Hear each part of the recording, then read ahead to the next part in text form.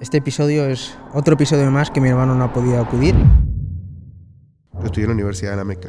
Y entonces, bueno, yo voy con esa carta, como venía con la carta de un príncipe, y me dicen, bueno, digamos, con esta recomendación te has aceptado inmediatamente. Pues era asombroso porque éramos 30 estudiantes en un aula y 26 nacionalidades. No había ningún idioma en común en el cual el profesor pudiera enseñar. Entonces aprendimos árabe en idioma árabe. Yo puedo leer el Corán en español o puedo leer el Corán en árabe. Mi experiencia jamás es igual. Desde que yo he aprendido el idioma árabe, mi conexión con el Corán es a través del idioma árabe, porque es algo que la traducción jamás me va a transmitir. Dios no carga a nadie con más de lo que puede. Tiene un significado individual, en el sentido de que todo lo que te sucede en la vida, no hay nada general, todo está hecho a medida tuya. Allah Azza wa Jal, cada situación que te pone, cada cosa que te sucede en la vida es porque Allah sabe que tienes la capacidad de poder sobrellevarlo. Por ejemplo, en América Latina, los musulmanes, del origen que sean, se les dicen turco, incluso los árabes. Y es porque ellos llegaban con pasaporte del Imperio Otomano. Hace ya unos 8 años fui a un encuentro con un grupo de indígenas en la Sierra Nevada de Santa Marta. Hay una montaña, un grupo de montañas que se llama la Sierra Nevada, y ahí viven 4 etnias de indígenas, y ellos viven muy apartados del hombre blanco, no quieren mucha conexión con el hombre blanco, siguen teniendo sus propias vestimentas, construyen sus propias casas, su propia alimentación. En un momento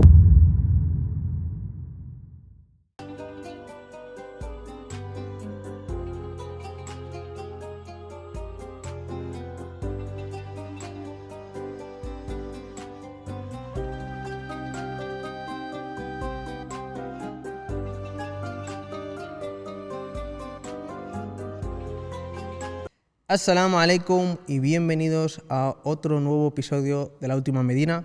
Este episodio es otro episodio más que mi hermano no ha podido acudir. Está estudiando justo a estas horas, pero seguro que vamos a intentar sacarlo adelante sin él y sin su ayuda. Antes de empezar con el vídeo, recordaros que todos aquellos que queréis apoyar La Última Medina tenéis el Zoco, que es una suscripción que vale 9,90 euros al mes, y con eso nos ayudáis a sufragar los gastos de los episodios. Y además también tenéis la Mekteba, si queréis libros de Islam, historia, pues tenéis libros en tienda.laultimamedina.com. Hoy nos traemos un invitado que creo que rompe el récord de lejanía.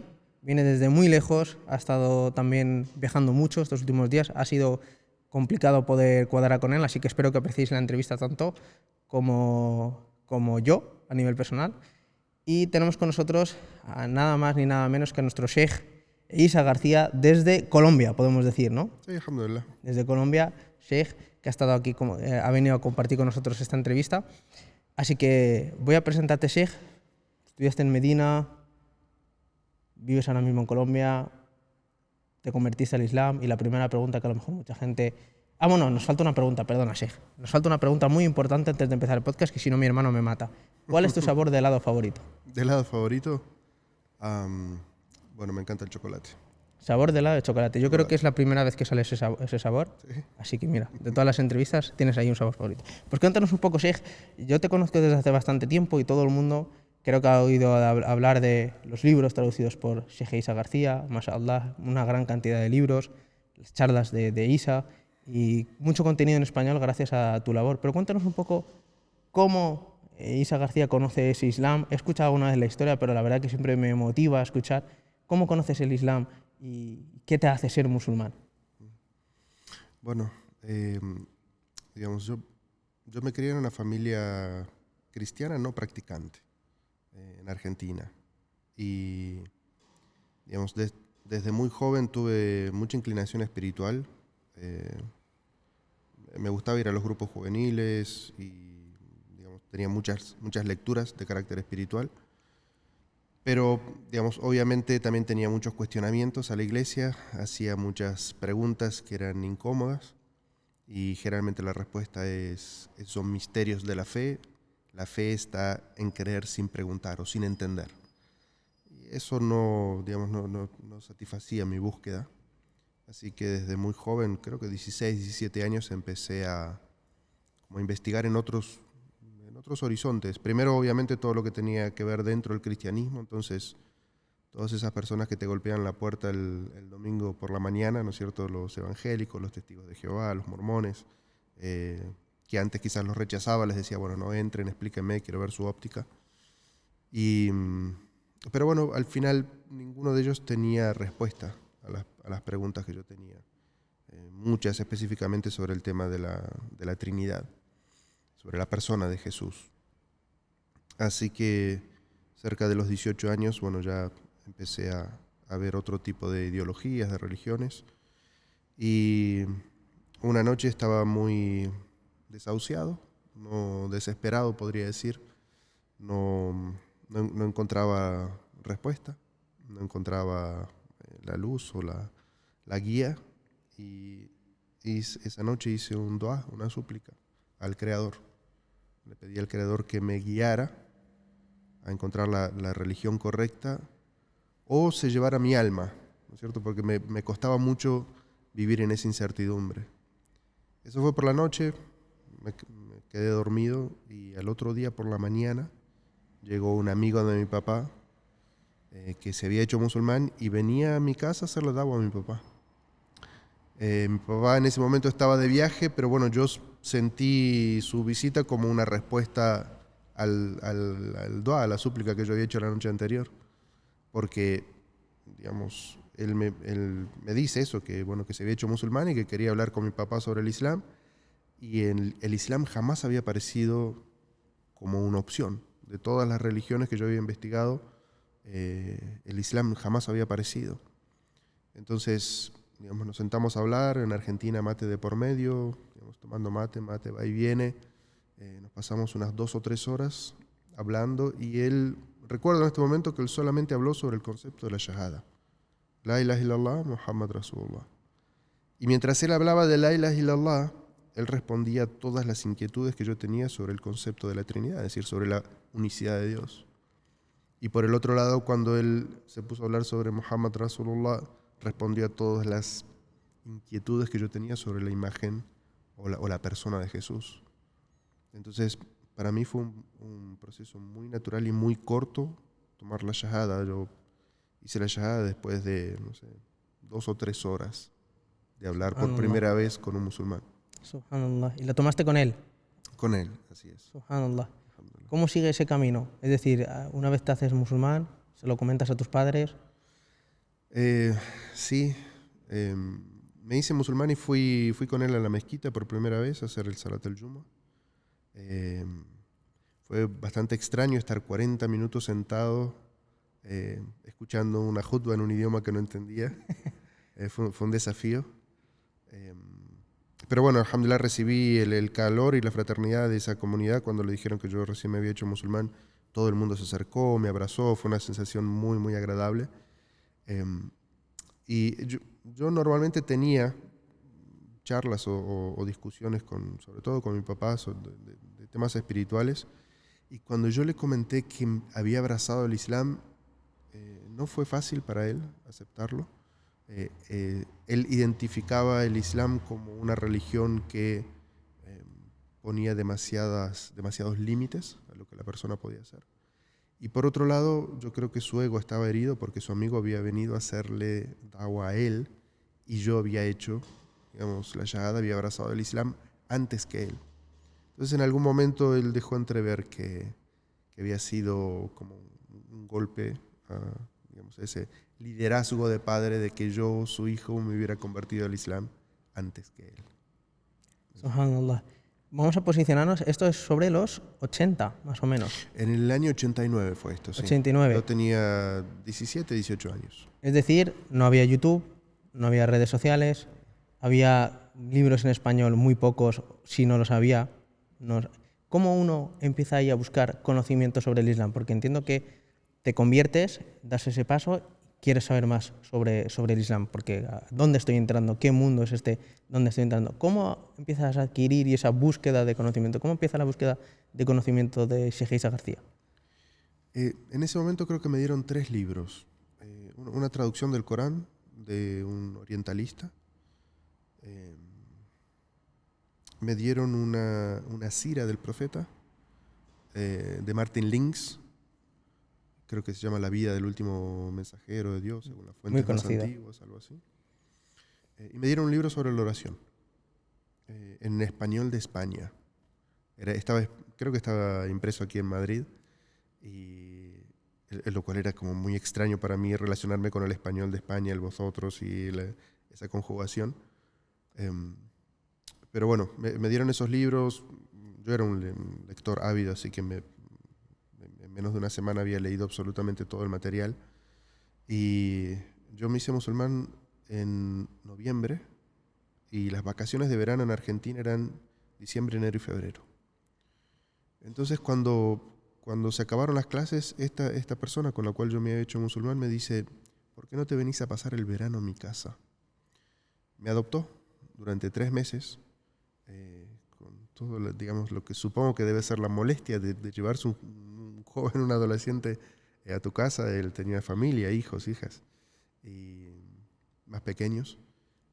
Pero me adoptó durante 3 meses, y así fue que bueno, yo aprendí, digamos, la dinámica de rezar, de las 5 oraciones, de levantarme al fajr. Un adolescente levantarse a las 5 de la mañana es todo un desafío.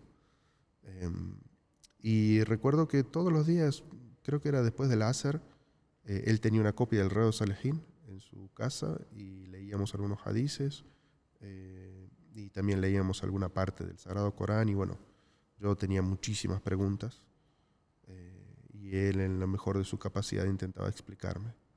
Subhanallah, esa labor que hace una persona casi de corazón, ¿no? Sí. De decir, oye, hay una persona que se acaba de convertir, y yo creo que se sentía también responsable de guiarte a lo largo de ese camino. Hay un momento en tu vida que acabas viviendo en Medina Munawwara. ¿Cómo surge esa idea de voy a ir a Medina? Porque tengo entendido que ibas a hacer en un principio el Hajj, pero te preparas los papeles como para quedarte ahí. Entonces, ¿cuál fue tu intención antes de preparar ese viaje? Pues creo que habían pasado unos 3 años de que yo era musulmán, y tuve la oportunidad de ir al Hajj. Se juntó un grupo de personas, y nos fuimos a hacer el Hajj 6 familias juntas. Y esos 3 años que yo había ayunado Ramadán, en Ramadán siempre venían qurrá, ¿no es cierto? Personas que eran de otros países, que memorizaban el Corán, y daban clases por la noche. Y esas clases que ellos daban por la noche, si bien yo lo único que recibía era la traducción, yo veía que había muchísimo conocimiento. Además, bueno, estas personas que memorizan el Corán, cuando dan clases en Ramadán, tienen un entusiasmo muy grande, inspiran muchísimo. Y entonces, digamos, pasar las últimas 10 noches de Ramadán con ellos había sido una experiencia hermosa para mí. Y entonces yo veía que había una diferencia muy grande entre ellos, como musulmanes, con su práctica, con su conocimiento, y el musulmán normalito que yo conocía en Argentina, los inmigrantes o los hijos de inmigrantes o los conversos, y la cantidad de información que ellos tenían. Además de que yo podía tener, por ejemplo, amigos sirios que me daban una opinión, amigos libaneses o hermanos libaneses que me daban otra opinión. Yo decía, hay diferencias de opinión. Yo pensé que en el Islam no había, había un solo libro, una sola sunna, y no había diferencias de opinión. Entonces, en un momento empecé a tener esa inquietud de, bueno, tengo que ir a la fuente del conocimiento y estudiarla ahí, además porque admiraba mucho a estas personas que venían, memorizaban el Corán. Y cuando se da la oportunidad de ir a hacer el Hajj, conozco a una persona que es asesor él me dice que es asesor de un príncipe ahí en la ciudad de Jeddah. Estaba en la Meca en ese momento. Y él me dice, a este príncipe le gustan mucho los musulmanes nuevos, y le encantaría que cenes con él. Entonces me lleva, era un jueves, y yo después tuve muy buena relación con este príncipe. Él todos los jueves hacía una cena abierta en su casa. La puerta estaba abierta, y todo el que quisiera entrar cenaba con él. Y él, después de la cena, siempre ofrecía su servicio de intermediación para ayudar a las personas que de repente tuvieran algún problema, ¿no? Entonces, si necesitaban una recomendación o alguna carta o algo que él pudiera pagar, él lo hacía. Lo cual para mí fue una experiencia increíble de ver. Y recuerdo que después de la cena él quería que cada persona que había cenado con él se presente. Y cuando yo le dije que era en inglés, que era Isa y que venía desde Argentina, él me dijo, ven y sentate acá al lado mío y me contás esta historia, ¿no es cierto? Que es lo que te estoy contando de cómo me hice musulmán. Y entonces después de que termino de contarle la historia, él me dice, si yo puedo ayudarte de alguna manera, decímelo. Es una frase muy normal en idioma árabe, que es Eyu Hitma, ¿no es cierto? Te puedo servir de alguna manera. Y yo le dije que me encantaría estudiar el Islam. Y él entonces le escribió una carta al decano de la Universidad de la Meca. Yo estudié en la Universidad de la Meca. Y entonces, bueno, yo voy con esa carta, desde el portero hasta el secretario del decano de la universidad, como venía con la carta de un príncipe, me hacían pasar muy rápido y me dicen, bueno, digamos, con esta recomendación estás aceptado inmediatamente. Y me dicen, vuélvete a tu país, que en pocos meses te mandamos la beca de estudio. Así que bueno, digamos, fue algo muy natural que salió de mí, pero no era lo que yo tenía planeado. No es que yo tenía planeado dejar mi vida en Argentina y irme a estudiar.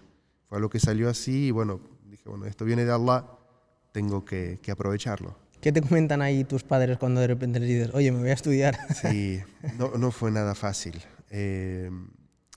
Digamos, yo estaba en ese momento empezando a estudiar en la universidad, tenía 21 años y, digamos, los padres quieren que uno tenga como una estabilidad económica en la vida. Entonces, vas a dejar tus estudios en la universidad en Argentina para ir a estudiar una universidad islámica en la Meca, imagínate en el año 90, 92, creo que era esto. El conocimiento que se podía tener de qué era Arabia Saudita o lo que significaba estudiar en Arabia Saudita era, digamos, no representaba nada económicamente interesante. Entonces, ni mi padre ni mi madre en ese momento me apoyaron con esa idea. O sea, lo tuve que hacer, por decirlo de alguna manera, en contra del consejo y la voluntad de mis padres. ¿Cómo es el día a día de un estudiante en una universidad de Meca? Llegas ahí, entiendo que no sabes nada de árabe, entiendo que es un choque quizás también a nivel cultural, sí, en un país totalmente diferente a Argentina, entrar dentro de una universidad sin saber el idioma, sin tener familia cercana. ¿Cómo vives esos primeros momentos? ¿Cómo te vas adaptando a ese currículum de la Universidad de Meca? Bueno, fue una experiencia muy interesante porque efectivamente yo no sabía nada de árabe. Un hermano se tomó el trabajo de enseñarme a leer y escribir. Me dijo, en la universidad no te van a enseñar a leer y escribir. Se supone que ya tenés que saberlo. Y entonces, como desde el momento que yo llegué del Hajj hasta que viajé para la beca, pasaron unos 6 meses, él venía a mi casa, yo iba a su casa y me enseñó a leer y escribir. Así que, alhamdulillah, ese era mi único conocimiento cuando llegué a la universidad. Sabía leer y escribir, salamu alaikum, wa alaikum salam, y ese era todo mi conocimiento del idioma. Pero creo que ese sistema para enseñar idioma árabe en la Universidad de la Meca o de Medina está muy bien diseñado. La primera clase era sobre una persona entrando a un supermercado y después a un restaurante, es decir, te enseñaban cómo pedir comida o nombres de ciertos vegetales y ciertas carnes para que no te mueras de hambre. La segunda lección era este mismo persona yendo a una clínica a hablar con un médico porque le dolía algo, entonces te enseñaban los nombres de ciertas partes del cuerpo y cómo hablar con un médico, también temas de supervivencia. Y después era asombroso porque éramos 30 estudiantes en un aula y 26 nacionalidades. Es decir, o sea, no había ningún idioma en común en el cual el profesor pudiera enseñar, excepto el árabe. Entonces aprendimos árabe en idioma árabe. Muchísima paciencia, profesores sauditas, sudaneses, egipcios, jordanos. Tengo gratísimos recuerdos de esa época aprendiendo, digamos, cada día teníamos que memorizar de vocabulario 10 palabras. Y mi forma de aprendizaje es motora, entonces yo volvía a mi casa y me ponía a escribir cada una de esas palabras, a veces una hoja completa, para tratar de memorizar, y nos poníamos con los otros compañeros a repetir, a utilizar esas palabras en oraciones para fijar su significado. Subhanallah. ¿Y había más personas de Latinoamérica cuando tú estabas ahí? ¿O había españoles? En ese momento que yo llego no había nadie de América Latina. En la Universidad de la Meca, en Medina, sí había. Si yo quería tener algún contacto así latinoamericano tenía que ir a Medina, o los estudiantes de Medina que venían a hacer Umra y muchas veces se quedaban en mi casa. Había un español y había algunos europeos, así que entre inglés y español con este hermano. Hablaba muy poco español, alhamdulillah, y creo que eso fue muy positivo al principio. Para aprender sobre todo. Mashallah. ¿Cuánto tiempo estás estudiando en Meca? ¿Y qué es lo que estudias en Meca? Sí. Estuve casi 10 años. Los 3 primeros años eran el Instituto de Idioma Árabe para no árabe parlantes, 6 semestres. Después de eso ingreso a la universidad, la Facultad de Teología, y que son 4 años, y una especialización en Corán y Sunna, se llama, el departamento que yo elijo, que es que había énfasis en todo lo que tenía que ver con ciencias del Corán y con ciencias de la autentificación del Hadís y explicación del Hadís.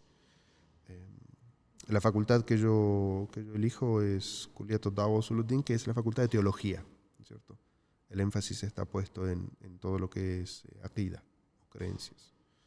Y cuando termino mis estudios me quedo prácticamente un año y medio, que es lo que restaba de tiempo de mi residencia, a estudiar de forma tradicional con los sabios. Algunos en la misma ciudad de la Meca y otros viajando a otras ciudades. Bueno, pues como veis, hemos hecho un pequeño cambio de plano. Para vosotros a lo mejor ha sido una escena muy, muy rápida, pero hemos tenido que subir todo para arriba porque estaba haciendo mucho ruido, y también queríamos que disfrutaseis un poco de la conversación sin tanto ruido y que nosotros pudiésemos centrarnos en la conversación. Una disculpa para el Sheikh, que te hemos hecho esperar un poco. Vale, pues estábamos en la parte hablando de cómo es el estudiar en Medina. ¿Cómo es el día a día de un estudiante de Medina? Perdona, que llevo diciendo Medina, de Mecca. Una persona que estudia en la Universidad de Mecca, ese día a día del Talib Ilm, ese día a día de la persona que busca el conocimiento. Bueno, la verdad es que la carga horaria y lo que teníamos que estudiar era mucho, tanto cuando estábamos estudiando solamente idioma árabe, como después en la facultad, que eran ciencias islámicas, era muchísimo lo que teníamos que estudiar. Alhamdulillah, la Universidad Al-Qura, uno de los beneficios que tenía es que es una universidad que tenía intercambio con profesores de universidades islámicas de otra parte del mundo. Entonces tuve la posibilidad de estudiar con profesores sabios que venían de Siria, que venían de Jordania, que venían de Egipto, que venían de Mauritania. Entonces eso también abre como un poco la visión o el panorama de que no sean profesores únicamente de un solo país, ¿no es cierto? Así que, digamos, tuve acceso a estudiar con sabios de muchos lugares, no solamente de Arabia Saudí, aunque obviamente la mayoría de mis profesores y sabios con los que estudié eran de Arabia Saudí. El día comenzaba muy temprano, desde el Fajr. Siempre después del Fajr había como había alguna clase. Había muchas clases en el Haram después de Salat al-Fajr. Generalmente tomaba alguna clase. Después, desde las 8 de la mañana hasta las 2 de la tarde eran clases en la universidad. Teníamos bloques de 40 minutos y algún recreo más grande para el horario del Duhur. Y después de eso volví a mi casa hasta el Asr. Almorzaba, descansaba un poco. Y después del Asr y hasta la Isha era todo tiempo de estudio. Generalmente era repasar un poco lo que habíamos estudiado durante el día, preparar las clases del día siguiente. Y entre Maghrib y Isha, que solía rezarlos en el Haram, también había muchas clases de muchos sabios que daban clases en el Haram, entonces elegía alguna clase para tomar. Así que, digamos, lo maravilloso que tenía estudiar en la Meca es que tenía tanto clases formales en la universidad como la posibilidad de lo que se llamaría la educación tradicional, de sentarse en un grupo pequeño delante de un sheikh y aprender de forma tradicional, es decir, lectura directa de un libro con explicación de personas de muchísimo conocimiento y experiencia. ¿Cómo se siente uno siendo Taleb Ilm, siendo una persona que busca el conocimiento? Y luego, por otro lado, ¿crees que se ha perdido esa búsqueda de conocimiento al uso de personas viajando hacia la otra parte del mundo y con esas ganas de aprender y de que sea el máximo sentido de su vida el buscar el conocimiento? Pues la experiencia es muy gratificante, es increíble. Yo no creo que se haya perdido. Lo que pasa es que en este momento tenemos acceso a muchísima información. Y entonces, digamos, en mi época la única manera de sentarse y escuchar al Sheikh Ben Baz o al Sheikh Al-Uthaymin era ir hasta su casa, hasta sus clases y tomar clases con ellos. Ahora en la actualidad, digamos, toda esta tecnología permite que los shuyukh estén en sus casas, graben una clase y nosotros de cualquier parte del mundo podemos aprender. Claro que hay una parte del conocimiento que es, digamos, la convivencia con el sheikh, las conclusiones que te puede transmitir el sheikh y el hecho de tener ese contacto humano, ¿no es cierto? De ver cómo es el comportamiento y cómo el comportamiento humano de un sheikh te transmite también cómo debe ser el comportamiento de una persona de conocimiento. Que eso es algo que si simplemente leemos libros o simplemente vemos videos, no vamos a tener acceso a esa parte de la información. Hay un lugar muy especial que todo el mundo quiere visitar, que es uno de los pilares fundamentales del Islam, y es un lugar en el que tú vivías, que es Mecca. Uh-huh. ¿Cómo es la experiencia de vivir el día a día en Mecca? ¿Cómo se siente uno a nivel espiritual, ese día a día? ¿Lo echas de menos? Es una ciudad muy fuerte espiritualmente hablando para vivir. Cada oración que haces vale 100.000, equivalente a la oración que harías en cualquier otro lugar del mundo. Pero también es una ciudad sagrada, tienes que tener muchísimo cuidado. Hay narraciones que los sahabas, cuando tenían que tener una discusión con su esposa, la tomaban de su mano, se iban caminando hasta el Hayl, es decir, hasta los límites de la ciudad, donde termina el recinto sagrado. Ahí afuera tenían la discusión con su esposa, terminaban la discusión, llegaban a un acuerdo, la volvía a tomar de su mano y volvían a ingresar en la ciudad. Es decir, entendiendo lo que significa elevar la voz quizás o tener un comportamiento que no es acorde, ¿no es cierto?, en un lugar sagrado como es la Meca.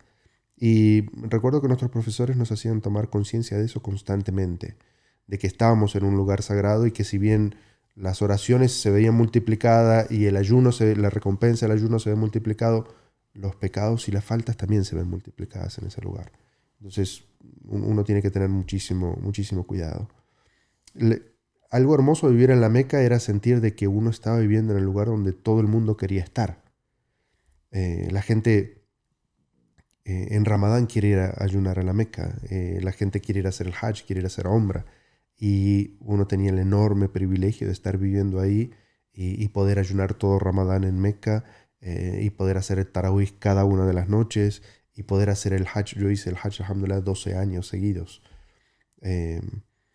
Y digamos, tener esa posibilidad de ver musulmanes de todas partes del mundo llegando. Tuve la oportunidad de ver muchas personas que veían la Kaaba por primera vez y ver cómo rompían en llanto, cómo algunas personas incluso, digamos, se desmayaban de la emoción, y esas cosas te terminan de transformar para siempre. Cuéntanos alguna anécdota que se te venga a la cabeza de el vivir en Meca, alguna cosa que tú recuerdes que te haya impresionado mucho, que se te venga a lo primero. De vivir en Meca. Bueno, una de las experiencias interesantes era que, digamos, Meca es un lugar muy religioso, en la cual la gente que vive en esa ciudad respeta mucho lo que es por dar un ejemplo, el tema del aura, ¿no es cierto? ¿Qué es lo que uno expone del cuerpo o no? Uno como estudiante de conocimiento, yo por ejemplo, estaba acostumbrado a no ver el rostro de ninguna mujer durante todo el año. Solamente veía el rostro de mujeres en la época del Hajj, en la época de Ramadán, cuando venían turistas. Entonces, era una época, yo no me daba cuenta de lo tranquilo espiritualmente que vivía al no tener, digamos, ciertas tentaciones, ¿no es cierto? Eh, no sé en la actualidad, pero en aquella época la publicidad también estaba muy controlada, y entonces todas las vallas eran simplemente escritos, ¿no es cierto? Y entonces no, digamos, tanto a nivel de lo que de una escucha, porque bueno, en la Meca obviamente no se escucha música, eh, y lo que uno podía ver estaba muy protegido, eh, y era una sensación increíble poder, digamos, no sufrir esa tentación constante. Qué curioso. Vamos a entrar dentro del currículum de lo que estudiaste en Meca. Y escuché una entrevista. Estudiaste Tajassus fi Ulum al-Qur'an. ¿Puede ser? Sí, Tajassus. Cuéntanos un poco qué es lo que se estudia dentro de esa materia para que aquellos que están en casa, no hace falta que nos profundices claro. tanto, pero un breve recorrido sobre... Pues, digamos, al principio de los estudios, obviamente es el idioma árabe. Para acceder a cualquier ciencia islámica se necesita profundizar en el idioma árabe. Después de eso, yo elegí la facultad se llama Usul ad-Din, que es teología, y había distintas especializaciones, y una de ellas se llamaba Tajasus al-Qur'an o Sunnah, que es una especialización, teníamos más materias en dos ciencias, que es la ciencia del Corán y la ciencia de la Sunna. Eh, y digamos, todo lo que tiene que ver con el Corán es la ciencia sobre la preservación del Corán, sobre em, cómo se escribió el Corán, y ciencias específicas como por ejemplo teníamos materias sobre Ayatul Ahkam, todas las leyes que tienen que ver con temas jurídicos, Ayatul Aqida, Ayatul Dawa, es decir, era un semestre en el cual nos enfocábamos en todas las leyes del Corán que estaban enfocadas sobre un tema específico. Y lo mismo sucedía con el tema del hadís, es decir, todo lo que es la ciencia para saber si un hadís es auténtico o no, las colecciones, distintas colecciones de hadises y la explicación, ¿no es cierto?, de esos hadises. Eso fue la mayoría de mi estudio en la facultad. MashaAllah. Terminas de estudiar en Meca y toca volver a Argentina. Sí, ¿Cómo es esa vuelta después de tantos años fuera? ¿Cómo uno se adapta a sí, esa nueva realidad, ¿no? Porque al sí. final, después de tantos años fuera, casi 10 años o más de 10 años, entiendo que Argentina ha cambiado mucho, que todo tu círculo ha cambiado mucho, que vuelves siendo otra persona Sí. totalmente diferente. De todas maneras, la beca que yo tenía incluía un pasaje a mi país todos los años en las vacaciones. De los 3 meses de vacaciones yo volvía solamente un mes a mi país a visitar a mis padres, mi familia. Los otros 2 meses permanecía en la Meca estudiando, tomando algún curso de verano, o muchos sabios en el verano dan seminarios de 6 semanas o 7 semanas, muchos de ellos en su propia casa. Entonces aprovechaba esa época. Yo eh, sabía que en algún momento me iba a tener que ir, y en el momento que tengo que dejar Meca y entrego mi residencia y me dan mi pasaporte con la visa de salida, creo que uno de los momentos más difíciles en mi vida, porque viviendo en la Meca yo me sentía seguro, como musulmán, me sentía seguro. Y si bien ya tenía un bagaje de conocimiento y empezaba una etapa nueva, que era la de enseñar o transmitir todo ese conocimiento, em, digamos, dejar esa seguridad de que yo en ese lugar estaba protegido como musulmán, fue difícil, sin duda fue muy difícil. Y cuando llego a Argentina, bueno, empieza el día a día de las aguas, ¿no es cierto? Tratar de enseñar, formar grupos de personas para poder enseñar, y ahí es cuando me doy cuenta que me faltaba una herramienta muy importante, que es eh, la mediación y resolución de conflictos. Así que ahí es donde empiezo a estudiar esta parte también, porque tenía mucha teoría, muchísima teoría de Corán y Sunna, pero cómo ayudar a los padres que tenían conflictos con sus hijos, o a los matrimonios que tenían conflictos entre el matrimonio, eh, digamos, de forma práctica era lo que me hacía falta. Así que ese fue el siguiente estudio. Uh-huh. Tengo entendido que la historia es que acaba siendo mediador en las Cortes de Virginia, ¿puede ser? ¿O Algo así. algo así? Sí, digamos, me invitan a hacer un curso en American University donde, digamos, exponen para la comunidad musulmana de Estados Unidos una facilidad, por decirlo de alguna manera, que se les presenta a los musulmanes que viven en Estados Unidos, y es que el sistema judicial en todas partes del mundo está colapsado por, digamos, las denuncias, los juicios y todo esto. Entonces, existe una etapa de mediación antes de ir a juicio, en el cual si las dos partes en conflicto llegan a un acuerdo y ese acuerdo, digamos, es aceptado por el juez, entonces se evita la parte de ir a un juicio.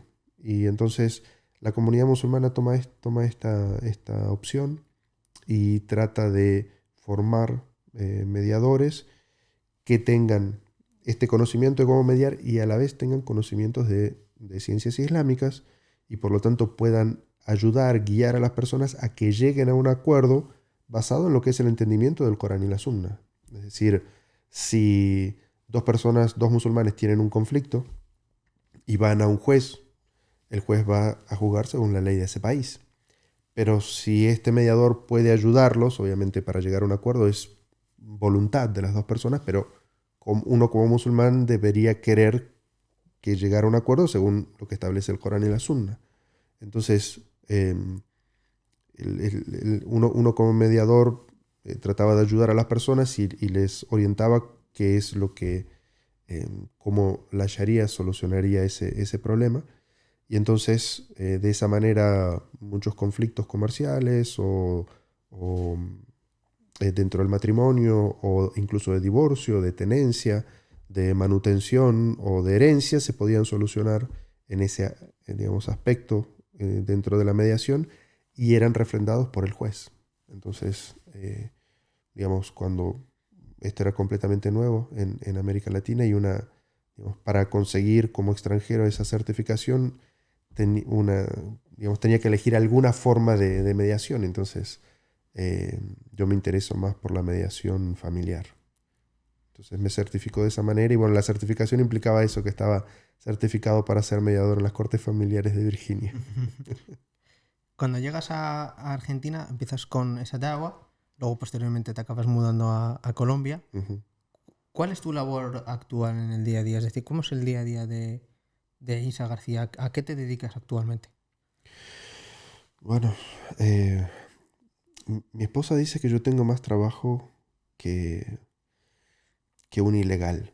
Es decir, no tengo un solo trabajo, la verdad. Es que yo doy la jutba, doy clases, atiendo a los nuevos musulmanes, atiendo a no musulmanes que visitan la mezquita. Recibo muchas invitaciones de muchas ciudades o muchos países a que vaya a dar cursos, seminarios. Y después tengo toda una parte académica en la que me dedico a traducir libros antiguos o modernos, escribir, desarrollar cursos o material educativo, alguno en forma de artículos, muchos otros videos o clases que se dan. Así que la verdad que es un montón de cosas. Como Dai, uno no se puede concentrar solamente en una forma de hacer dawa. Y además eres el enviado del ministro de Educación de Arabia Saudí, no sé si lo he dicho bien, o el ministro de... Bueno, digamos, hay un ministerio en Arabia Saudita que se ocupa de la educación y temas islámicos, y soy enviado de ese ministerio para temas educativos de Colombia, es decir, todo lo que tenga que ver con la enseñanza del idioma árabe y de ciencias islámicas, observar las comunidades islámicas, qué necesidades educativas pueden tener, y desarrollar formas y herramientas de educar. Más onda. Vamos al siguiente módulo. Mucha gente seguramente que está viendo este podcast habrá leído algún libro en español traducido por ti. Uh-huh. Y pues pondrá la traducción por Isa García, ya habrá visto el librito, Riyadus Salihin, el Corán de Isa García. Y vamos a hablar de las traducciones del Corán. Uh-huh. El Corán se revela en árabe. Sí. A nuestro profeta sallallahu alaihi wasallam. Y luego, posteriormente, surge esa necesidad de empezar a traducir el Corán. Primero, no sé si al persa, luego posteriormente al turco. Cuéntanos un poco cómo es esa historia de las traducciones y los retos que enfrentan los ulama a la hora de decir, vamos a empezar a traducir el Corán, y qué retos se enfrentan en esas traducciones que se van haciendo. Sí.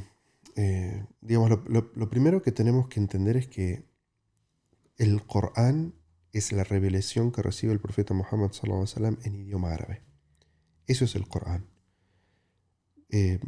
Todas las traducciones que se han hecho a lo largo de la historia, muchas en la antigüedad había traducciones parciales a otros idiomas, o traducciones totales como puede haber ahora en los últimos 300, 400 años a muchísimos idiomas. Se consideran interpretación del Corán en un idioma distinto al árabe. Ese es Tafsir al-Corán bighayr al-arabiyya. Así digamos, lo consideran los sabios, lo que es una traducción del Corán. Entonces, es muy, muy importante siempre entender de que el Corán como tal, el libro revelado de Allah, el profeta Muhammad sallallahu alaihi wasallam, es su forma original en idioma árabe. Eso es fundamental. Todo el resto son traducciones y como tal las traducciones son de alguna manera interpretaciones. Siempre.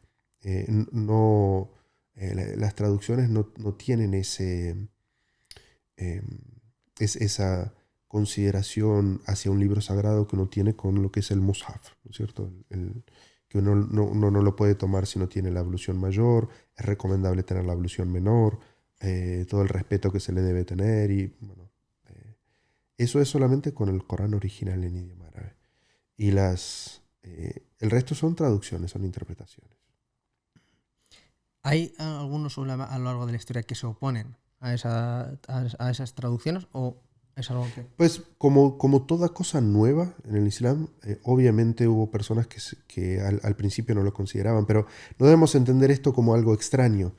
De hecho, cuando uno estudia lo que se llama la compilación del Corán, cuando el profeta sallallahu alaihi wasallam muere, todo el Corán estaba memorizado por varios sahabas y todo el Corán estaba escrito en algún tipo de material, ¿no es cierto? En aquella época había cuero, madera, piedra, incluso huesos.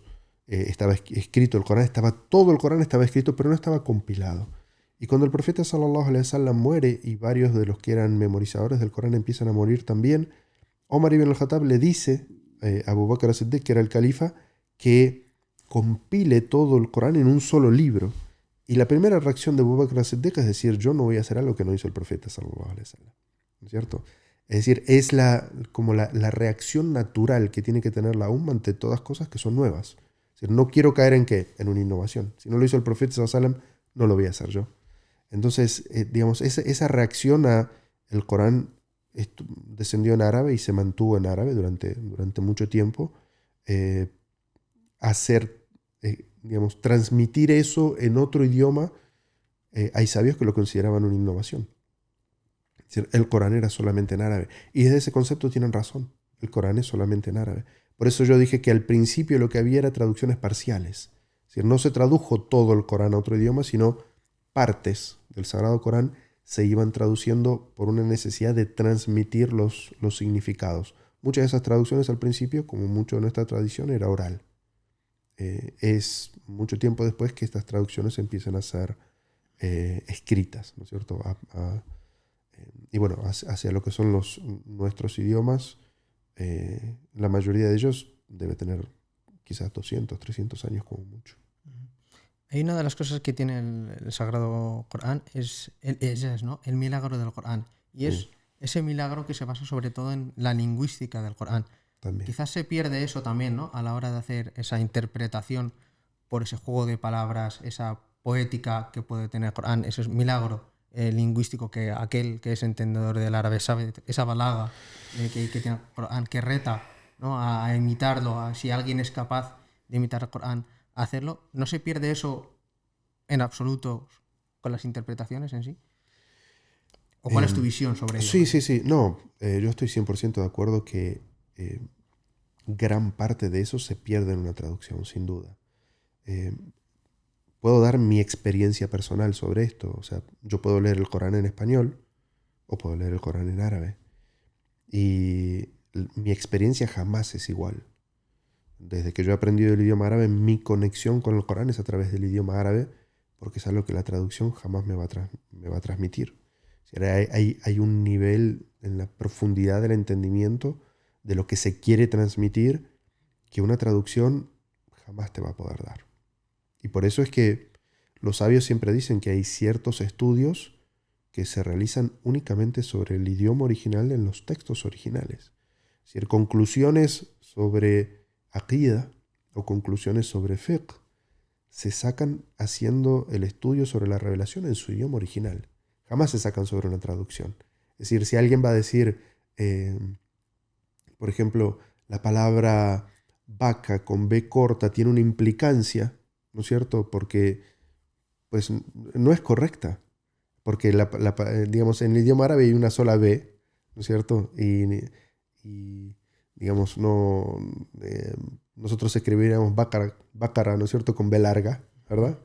Entonces no, digamos, no se sacan conclusiones ni jurídicas ni en el aqida sobre una traducción. Y ahí, digamos, cuando hago la traducción del Corán, que yo la hago después de 15 años de experiencia en traducción, hay ciertas cosas que cuando empiezo a hacer la traducción del Corán me doy cuenta de que tengo que tomar ciertas decisiones en la traducción, en la cual hay personas que pueden llegar a estar de acuerdo con esa traducción y personas que no, desde un principio. Por ejemplo, en Surat al-Baqarah, cuando está hablando sobre lo que es el Aidda, es decir, cuando termina el periodo luego de que hay un proceso de divorcio, dice Thalathatu quru'. Dice, luego de cuando se cumplen 3 quru'. La palabra quru' es un término de la legislación. Y cuando uno lo estudia en los libros de tafsir, hay diferencia entre los compañeros del profeta sallallahu alaihi wasallam. Quru' significa la menstruación en sí mismo o el periodo de tuhur o de purificación después de que la menstruación termina, ¿no es cierto? Es decir, cuando culmina el periodo de espera y queda firme la sentencia de divorcio, si es cuando llega el tercer periodo de la mujer o después de que ha terminado la menstruación y ella está nuevamente pura para comenzar a rezar. Entonces, no cabe duda de que la palabra quru no existe en idioma español y yo tengo que tomar una decisión cuando estoy haciendo la traducción. Si traduzco esa palabra como menstruación o como purificación después de la menstruación. Y obviamente cualquiera de las dos decisiones que yo tome, tengo sahabas o juristas que han tomado, digamos, esa posición, en el otro campo también, y cualquiera de las dos que yo tome, va a haber personas que me van a criticar. Va a haber personas que decir, no, la opinión correcta es la otra, ¿no es cierto? Entonces, cuando estoy en el proceso de traducción, yo muy rápido me doy cuenta de que es un compromiso muy grande y que obviamente voy a tener detractores en la traducción. Hay, por ejemplo, hablando de la ijaz en Lugawi, ¿no es cierto? O sea, como el milagro lingüístico del Sagrado Corán. Hay un versículo en el que Allah Azza wa Jalla está tratando un tema que es cuando en la primera época del Islam el profeta sallallahu alaihi wasallam le hacía da'wa a los no musulmanes de Quraysh y el profeta les explicaba la necesidad de que ellos abrazaran el mensaje del monoteísmo y el peligro de que ellos rechazaran y combatieran al profeta sallallahu alaihi wasallam, que se dan las historias en las cuales el Sagrado Corán narra qué es lo que le pasa a esos pueblos que persiguen y quieren asesinar a su profeta, que es que cae sobre ellos un castigo, ¿no es cierto? Y entonces el profeta, digamos, con versículos del Corán advierte a la gente de Quraysh ese peligro para ellos, de que si ellos lo rechazan a él y lo combaten a él y no dejan que se expanda el mensaje, les puede caer a ellos un castigo como había caído a pueblos anteriores. Y entonces hay personas de Quraysh que en vez de tomar esta enseñanza, al revés, lo desafían al profeta sallallahu alaihi wasallam y le dicen, si es cierto lo que estás diciendo, que caiga ahora sobre nosotros el castigo, a ver si es cierto lo que dices. Y entonces desciende un versículo del Sagrado Corán que dice, وَمَا كَانَ اللَّهُ لِيُعَذِّبَهُمْ وَأَنْتَ فِيهِمْ وَمَا كَانَ اللَّهُ مُعَذِّبَهُمْ وَهُمْ يَسْتَغْفِرُونَ.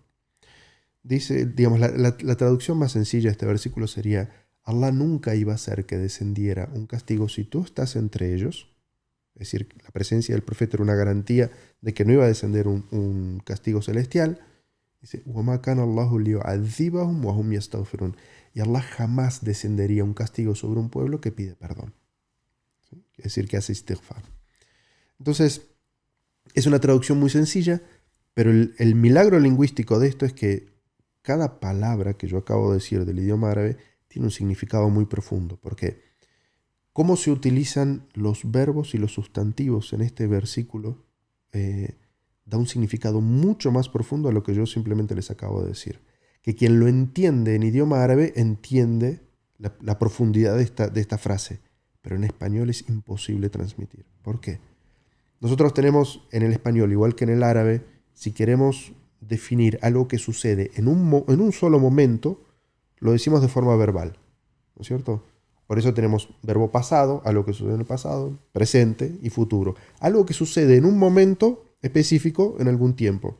Pero si queremos decir algo que sucede todo el tiempo, lo ponemos como un sustantivo, ¿no es cierto? O como un adjetivo. Entonces, en la primera parte del versículo Allah dice وَمَا كَانَ اللَّهُ لِيُعَذِّبَهُمْ, y la palabra castigo está en forma verbal. Allah no iba a castigarlos en un momento específico, y ese momento específico es cuando el profeta estaba presente. ¿Sí? Entonces uno entiende que el castigo en ese momento específico no va a descender. ¿Por qué? Porque está la garantía del profeta. El profeta está ahí, el castigo no va a descender. Pero digamos, la permanencia del profeta sallallahu alaihi wasallam en este mundo es un instante, ¿no es cierto? Y por eso Allah lo representa como el momento de ese castigo, que eso no iba a suceder porque el profeta estaba ahí. Pero después está todo el resto del tiempo de la humanidad. Y entonces, ¿hay alguna garantía de que Allah no va a castigar a la gente? Y entonces dice, وَمَا كَانَ اللَّهُ مُعَذِّبَهُمْ, y aquí el castigo ya no está puesto como un verbo, sino como un sustantivo, ¿sí? Castigo. Y la forma en la que está puesta significa de que Allah jamás iba a castigar. No en ese momento específico de la presencia del profeta, sino en cualquier momento. Allah nunca castigaría a la gente. Pero ¿qué tenía que pasar para que el castigo no descienda? Dice, وَهُمْ يَسْتَغْفِرُونَ, y ellos pidiendo perdón. Y el pedido de perdón está puesto como una forma verbal. ¿Qué implica? Que Allah jamás iba a descender el castigo en la vida de un pueblo mientras haya gente que en algún momento pida perdón. Porque si ese pedido de perdón estuviera puesto en una forma de sustantivo, significa que la gente tendría que estar todo el tiempo pidiendo perdón, porque en el momento que no pide perdón desciende el castigo. ¿Sí? Todo eso se entiende entendiendo qué es lo que significa un verbo y un sustantivo en la narrativa del Corán. Yo lo leo en árabe y lo entiendo y me asombro de la misericordia de Allah Azza wa Jalla hacia la gente. ¿Sí? Ahora, a pesar de que son versículos que están hablando de castigo, pero las garantías son tan grandes de que Allah no va a descender el castigo mientras haya gente que de vez en cuando pida perdón. ¿No es cierto? Ahora, ¿cómo transmito yo todo eso en una traducción? ¿Verdad? Y que generalmente la exigencia es que cuando uno va a traducir una frase, la frase sea un largo similar. ¿Verdad? Entonces, este tipo de cosas es muy difícil de expresar en otro idioma. Y por eso digo que trato de transmitir, obviamente, todo lo que significa el significado, pero es imposible que el lector llegue a percibir eso, por más que yo lo explique muy bien, que el lector llegue a percibir eso cuando lo lea en idioma español. Subhanallah. Una de las cosas más curiosas que tiene el árabe a la hora de aprender árabe es que el hecho en sí de aprender árabe te implica deconstruir todo lo que has aprendido de morfología en sí del idioma español, porque tienes que volver a aprender cosas de forma distinta. O sea, sí. No tiene nada que ver Sin una duda. con otra. Sí, cada idioma tiene su cultura, claro, por supuesto. Porque veo muchas veces en ese proceso que buscamos paralelos en el español, ¿no? Cuando estás aprendiendo ese árabe, pues vamos a buscar cuáles son los sustantivos, cuáles son los adjetivos, porque claro, hay cosas que rompen ese esquema y dices, entonces, ¿esto qué es exactamente? Es un sustantivo, pero al mismo tiempo parece un verbo, pero no es... No, es que el árabe es diferente y funciona diferente, y tiene una sintaxis de forma diferente. Al principio de la conversación hablábamos, en aquella parte de abajo, cuando estábamos en la primera parte, comentaste que cuando te convertiste al Islam te dieron un Corán de orientalistas, de un orientalista, dijiste. Sí. Me gustaría que profundizásemos más en ese tema, porque vamos a hablar a posteriori de tu traducción. ¿Cuál es la realidad de los Coranes que te encontrabas por aquellos años? ¿Y qué implicaciones tenía que un Corán fuese de un orientalista o fuese de un musulmán? Sí. Esa primera traducción que me dieron era de un orientalista que se llama Julio Cortés. Eh, y claro, él como orientalista, no musulmán, su visión es que el Corán es un libro escrito por Muhammad. El autor del libro es Muhammad para él. Entonces, él hace una crítica, lo traduce. Tengo entendido que él no lo traduce directamente del idioma árabe en su totalidad, sino que se nutre de otras traducciones, por lo cual hay ciertas traducciones que no están bien hechas, pero además él lo traduce desde la mentalidad del el orientalista. Lo que hace es, sobre todo lo que es el orientalista, digamos, europeo, él considera que la civilización europea es el sumum de la civilización, y todas las otras civilizaciones las estudia como elemento de estudio de algo inferior, ¿no es cierto? Entonces, muchos de los versículos tenían pies de páginas que eran muy ofensivos hacia el profeta sallallahu alaihi wasallam, o sobre el Corán, o sobre la legislación. Y entonces, claro, yo tenía este hermano con el cual yo había tomado la shahada, que cuando yo leía eso y iba con preguntas, él me respondía, pero yo me acuerdo que en la primera época que yo me hice musulmán, mi familia me decía, bueno, tráeme un libro de tu religión para que yo pueda entender tu religión desde tu propio libro, ¿no es cierto? Es decir, así como los cristianos tienen la Biblia y leen la Biblia, en cada casa hay una Biblia, me decían, tráeme un Corán para que yo entienda el Islam desde el propio libro, ¿no es cierto? No querían que fuera yo el que de alguna manera los pudiera manipular y decirles qué era y qué no era el Islam. Entonces ese libro a mí me dio muchísimo miedo. ¿Cómo les voy a dar este libro? Yo creo que si se los doy los aleja más del Islam de lo que los puede acercar. Y esa fue una de las razones por las cuales me decidí a traducir el Corán. Digamos. Poner en manos de la gente un libro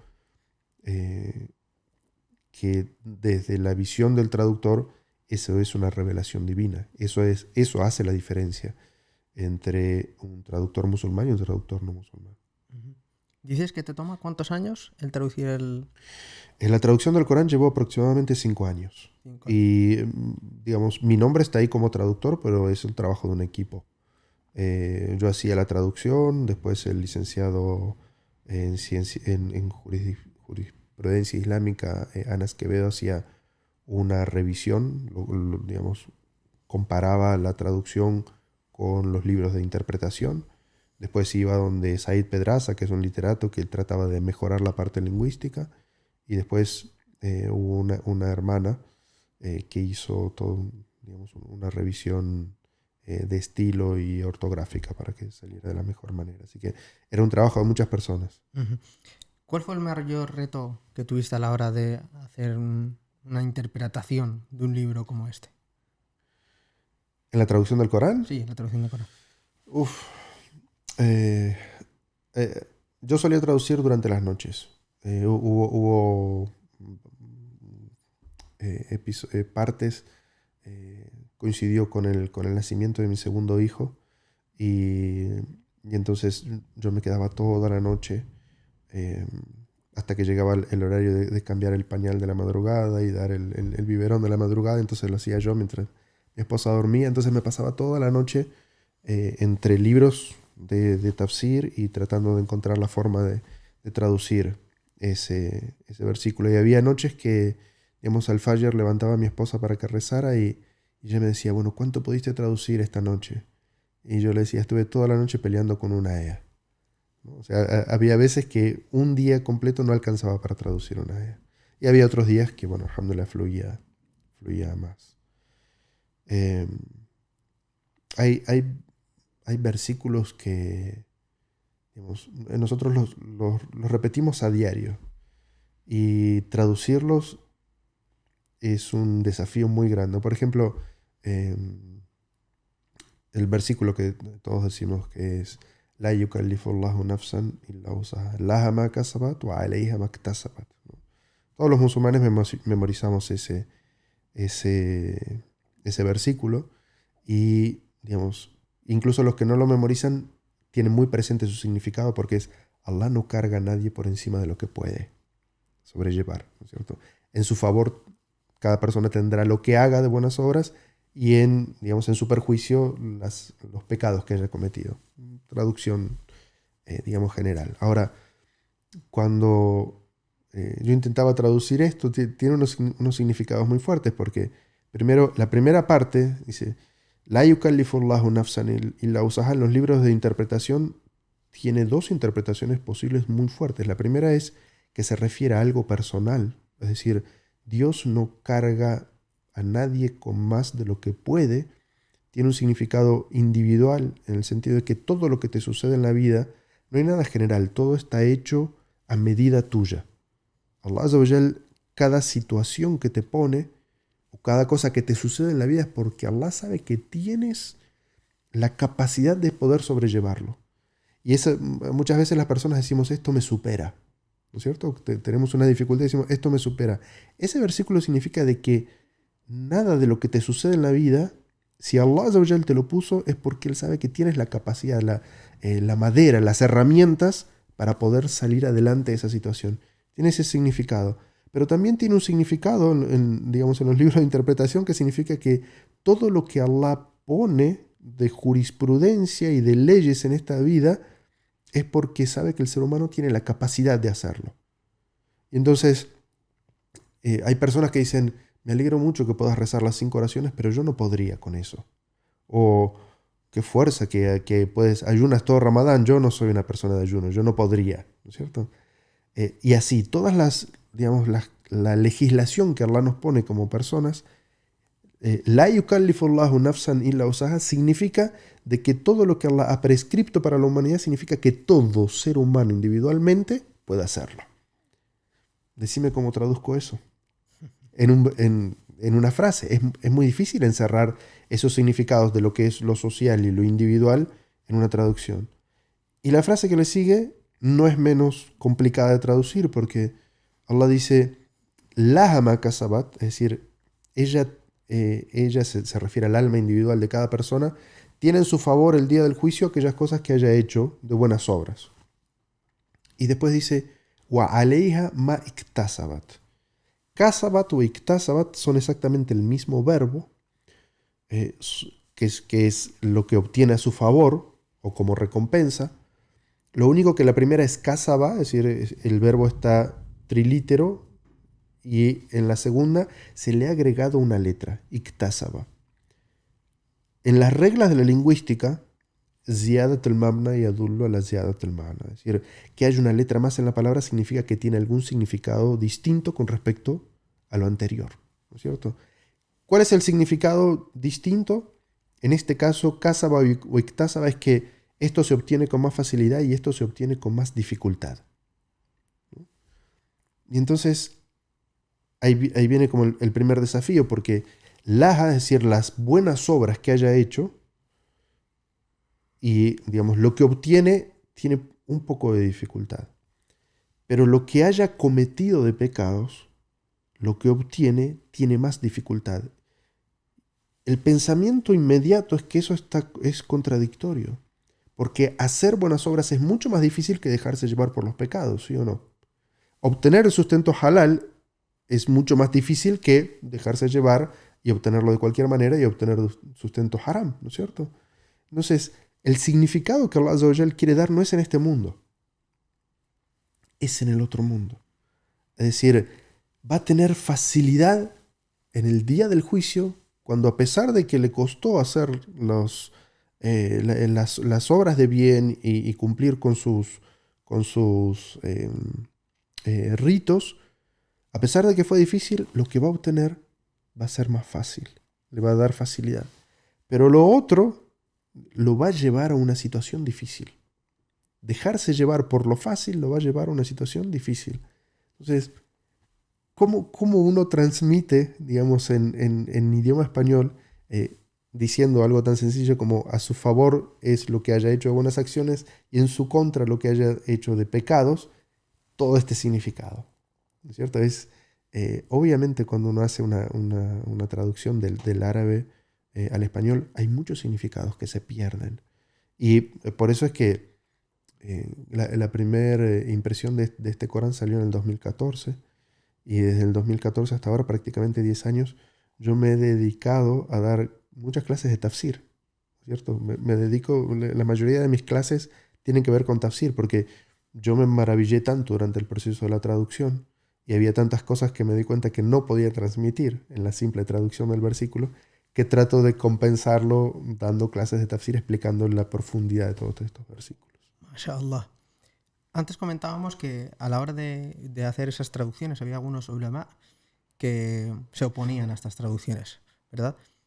Y algunos de ellos comentan que se debería como máximo hacer una interpretación, dar un significado para aquellos no arboparlantes. Sin embargo, hay una cuestión concreta que es el tema de los atributos divinos, que la traducción implica que las personas que tienen un idioma concreto, ya sea el español, francés, inglés, tienen una imagen en su cabeza ya predesarrollada y esa traducción no permite esa flexibilidad que puede tener el lenguaje árabe a la hora de recibir ese significado. Es decir, por ejemplo, si tú a mí me dices en español silla, a mí es muy difícil que me saques de la cabeza otra interpretación diferente a lo que yo pueda entender por una silla, ¿no? Sí. Correcto. Entonces, ¿cómo abordas ese reto tan grande que es el tema de los atributos, que muchas veces suele generar mucha polémica a la hora de hacer una traducción y que el lector pueda llegar a entender o dejarlo en abierto de lo que estás hablando en el texto? Sí. Yo no creo, por lo menos no fue mi experiencia que hubiera algún tipo de contradicción en ese momento. Eh, Obviamente cuando yo tengo un trasfondo cristiano, ¿no es cierto? Y en el cristianismo hay muchísimo antropomorfismo. Digamos, se describe constantemente a Dios con atributos humanos y de hecho se diviniza a Jesús, ¿no es cierto? Jesús es Dios o el Hijo de Dios, entonces antropomorfo, digamos, como concepto completo. Eh, y cuando yo me hago musulmán, digamos, yo empiezo a entender esta diferencia de que Dios es uno y único. Qul huwa Allahu ahad, Allahu samad. Di Allah es uno, Allah es único, es eterno. Walam yakul lahu kufuwan ahad, y no hay nadie similar a él. Digamos, este proceso de purificar el entendimiento que uno tiene de Dios, en mi aspecto personal, digamos, trascendió. Yo en ese momento no entendía idioma árabe, pero entendí a través de la explicación que los hermanos me hacían de lo que es ir purificando la mente de lo que son los conceptos que uno puede tener de la jahiliya, ¿no es cierto? Y en la sunna uno encuentra ese tipo de cosas, como por ejemplo, en la época preislámica la gente juraba por los padres, ¿no es cierto? Lo que es muy normal aquí, para los que hablamos español. Y sin embargo, digamos, el Tawhid nos enseña que solamente se puede jurar por Allah. Y entonces, a pesar de que la lengua podía engañar, digamos, las personas sabían que solamente podían jurar por Allah, pero juraban por sus padres. El profeta sallallahu alaihi wasallam les enseñó que si juraban por algo distinto a Allah, inmediatamente dijeran la ilaha illallah para purificar ese, digamos, ese error que podía darse. Entonces, yo no creo que haya un conflicto en el momento de transmitir esos significados, porque cuando tú estudias árabe, esas palabras en el idioma árabe tienen exactamente el mismo significado. Por darte un ejemplo, el tema de Yadullah, la mano de Dios. La palabra Yad en idioma árabe significa esto. Pero o sea, ningún musulmán cuando dicen Yadullah se imagina una mano humana, ¿no es cierto? Y hay versículos que son complicados porque Allah Azza wa Jal le dice a Shaitán وَمَا مَنَعَكَ أَن تَسْجُدَ لِمَا خَلَقْتُ بِيَدَيَّ.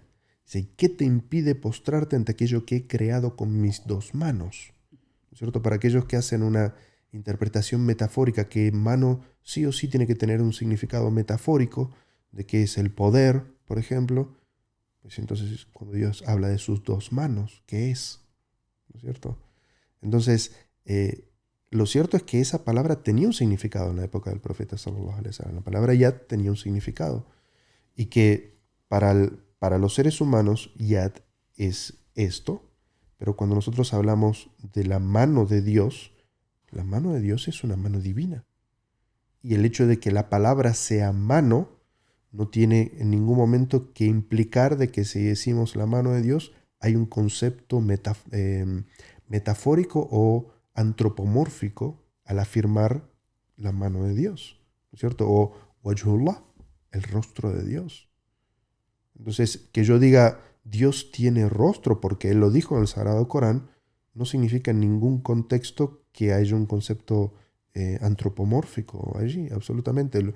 Uno entiende que eso es divino. Digamos, ¿cómo es la mano de Dios? Divina. ¿Cómo es el rostro de Dios? Divino. ¿Cómo es el establecimiento de Dios sobre su trono? Divino. ¿Y lo podemos entender? No, no lo podemos entender porque nuestra mente no puede entender la realidad divina, no puede comprender la realidad divina.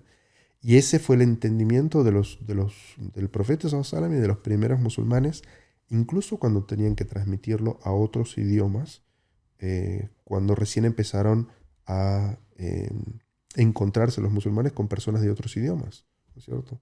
Entonces, ese era el entendimiento. Dios es único e inigualable y las descripciones de Dios son únicas, inigualables y divinas. Y no hay conflicto con eso. Claro, los que venimos de una religión distinta, digamos, que yo creo que un musulmán criado como musulmán con estos conceptos nunca llega a tener ese conflicto. Ahora, los que venimos de otra religión en la cual sí, digamos, traemos conceptos antropomórficos, pueden generar cierto conflicto al principio y requiere una purificación de lo que es la aqida, ¿no es cierto? La creencia. Uh-huh. Hay una cosa curiosa sobre tu traducción concreta, que es que omites el plural mayéutico a la hora de traducir. Sí. Es decir, hay una cosa muy curiosa que tiene uno de los milagros del Corán, que muchas veces Allah se dirige en plural. Sí. Entonces, ¿por qué omites eso a la hora de traducir o cómo abordas eso Sí, concreto? claro. Primero tenemos que entender que es un recurso lingüístico. El plural majestático o majestático es un recurso lingüístico que existe en el idioma árabe y existe en el idioma español. ¿Qué significa esto? Es que una persona individual o un ser individual hable de sí mismo en plural. Eso es lo que significa. Es decir, yo en vez de decir yo me llamo Isa, digo nosotros nos llamamos Isa. Pero soy un ser individual hablando de mí mismo. Y en el Sagrado Corán, Allah habla muchas veces en plural majestático sobre sí mismo. Nahnu narzuqukum, por ejemplo, nosotros somos los que los sustentamos. Pero es Allah Azza wa Jal hablando de sí mismo. Y en muchas otras veces, Allah Azza wa Jal habla de sí mismo en singular. Y dice, Ana Allah, yo soy Allah. ¿Sí? Entonces, lo primero que tenemos que entender es que siempre es Allah hablando de sí mismo, ya sea que hable en plural o hable en singular. Ahora, uno de los, digamos, ¿por qué yo decidí o tomé la decisión de eliminar el plural majestático en la traducción? Y es porque mi traducción va dirigida, y lo pongo en la introducción y lo explico, va dirigida originalmente a no musulmanes, porque una de las cosas que me empujó a traducir el Corán fue esa falencia que yo tuve cuando me hice musulmán, que yo quería darle un Corán a mi familia y que ellos entendieran el mensaje del Islam y cuál era la creencia islámica a través de la lectura del Sagrado Corán. Entonces, una de las problemáticas que enfrentamos en la Dawa, cuando hablamos con gente de América Latina o aquí en España igual, es que la gente identifica el plural majestático con la Trinidad. Y te dicen, es que la Trinidad está en el Corán. Dios dice nosotros, y está hablando de el Padre, el Hijo y el Espíritu Santo. ¿No es cierto? Y me topé con ese malentendimiento muchísimas veces en la Dawa. Entonces, la única forma de que un no musulmán que lee el Corán no entienda en ningún momento que existe la Trinidad en el Corán es pasar el plural al singular. Pero es simplemente un recurso lingüístico, porque es siempre Allah Azza wa Jal hablando de sí mismo. Entonces no es no es que cambio el Corán o no es que cambio la sacralidad del Corán o no es que cambio algún significado del Corán. No transmite ningún significado distinto. Allah Azza wa Jalla hablando de sí mismo, en plural o en singular. Es siempre Él hablando de Él, de su esencia.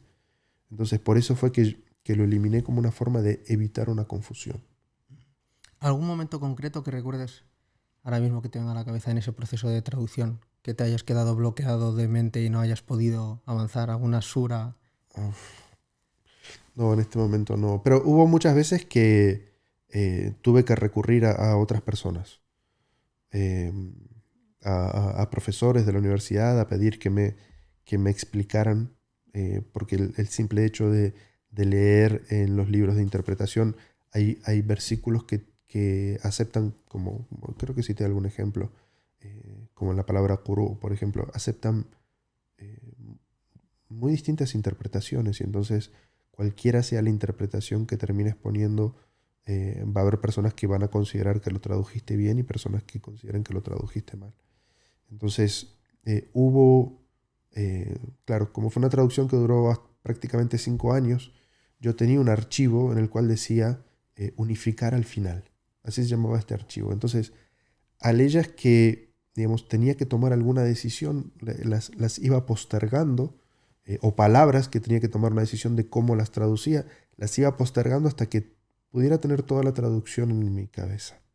Entonces, al final, hubo un proceso como de unos 3 4 meses en los cuales empezaba a ver, por ejemplo, cómo había traducido As-samawatu wal-ard, ¿sí?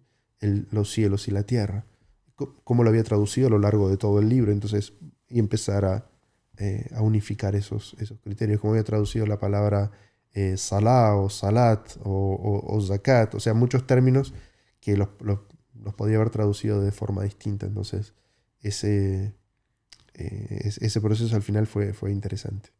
¿Qué tal fue la acogida de esta traducción? ¿Cómo la acogió la comunidad en general? ¿Qué feedback te llegó? ¿Cómo fue ese proceso de por fin, después de 5 años, Sí, decir, oye, está aquí este libro y sí. este es parte Fue, de mí, ¿no? fue, la verdad es que la primera impresión fue con mucho miedo. Tenía mucho temor. Porque bueno, había traducido más de 100 libros cuando empecé la traducción del Corán. Pero este era el Corán, ¿no es cierto? Siempre es distinto. El peso específico del libro es completamente distinto.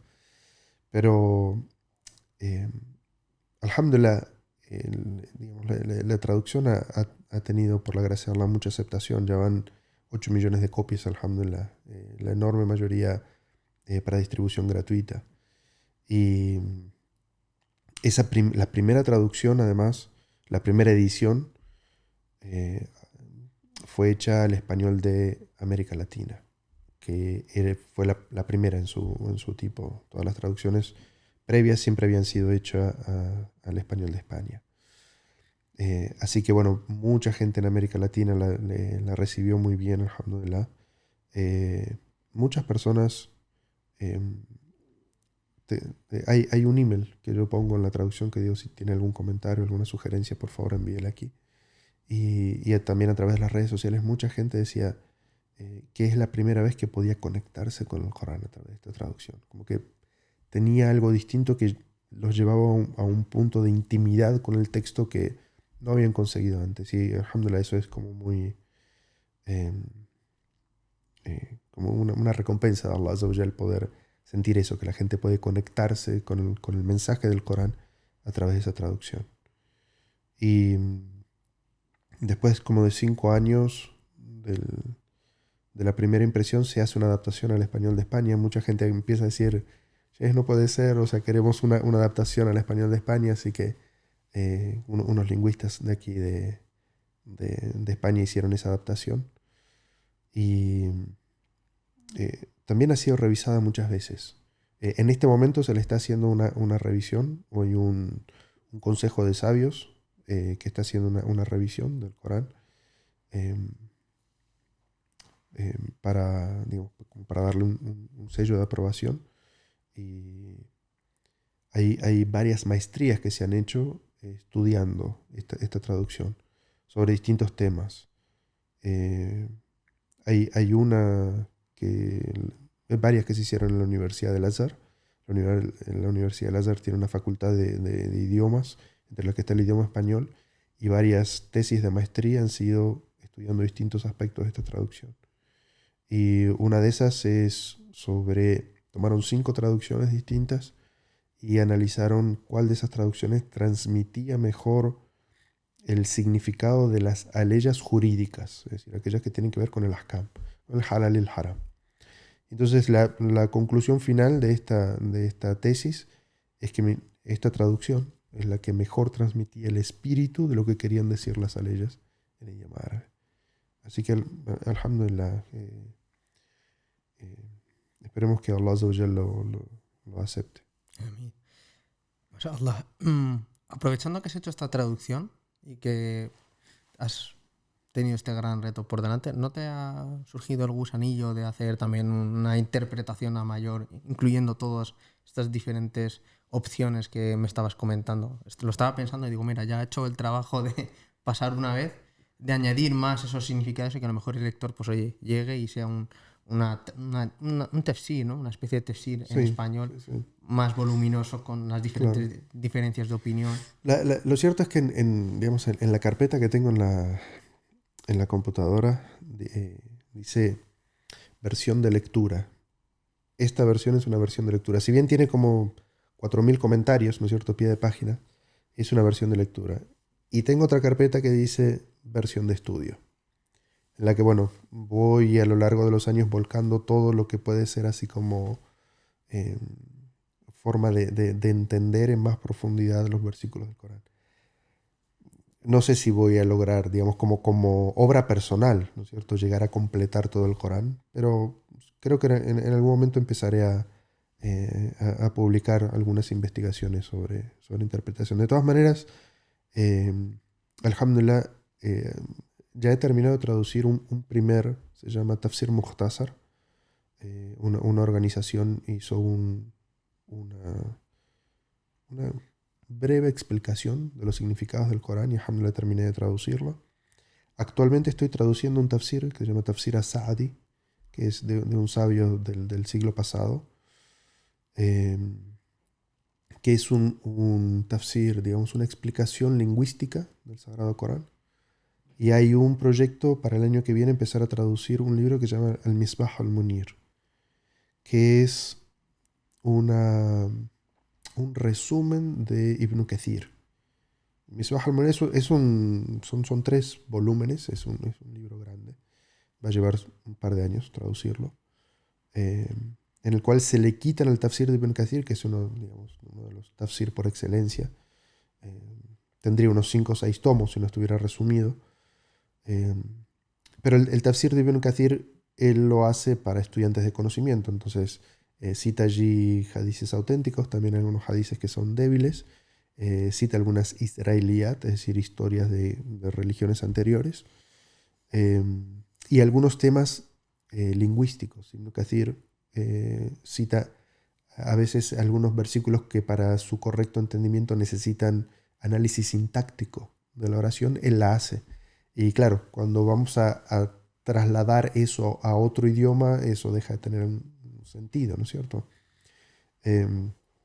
Entonces, Al-Misbah al-Munir es una obra que ha sido resumida, se le ha quitado esta parte lingüística, se le han quitado las narraciones débiles y se le han quitado los israelíes. Entonces ha quedado más o menos en la mitad de su extensión. Y está este proyecto de traducción. Ya está traducido al idioma inglés, por ejemplo, y francés. Una editorial que se llama Darussalam está impreso en 10 volúmenes grandes. Es una obra fantástica. Ya tiene como unos 15 años, creo, de que está impreso en inglés. Y ahora está el proceso de, inshallah, traducirlo en idioma español. Allahumma barik, que esperamos poder ver esas traducciones pronto. Inshallah. Seguramente hay muchas personas que están viendo este podcast que leen tu traducción del Corán en el día a día y les va acompañando. Y a lo mejor ya son varios años que están leyendo esta traducción y les acompaña. Me gustaría que les lanzases un mensaje para aquellos que están dudosos de si aprender o no aprender árabe, de qué pueden descubrir una vez aprendan ese... No, sí, sin duda, todas aquellas personas, por ejemplo, hay el año pasado empezamos a publicar un Corán en fonética, ¿sí? Es decir, todo lo que es la recitación de la parte árabe escrita en letras latinas. Y hay una editorial aquí, creo que es Editorial An-Nur, también que hizo, creo que es la primera impresión.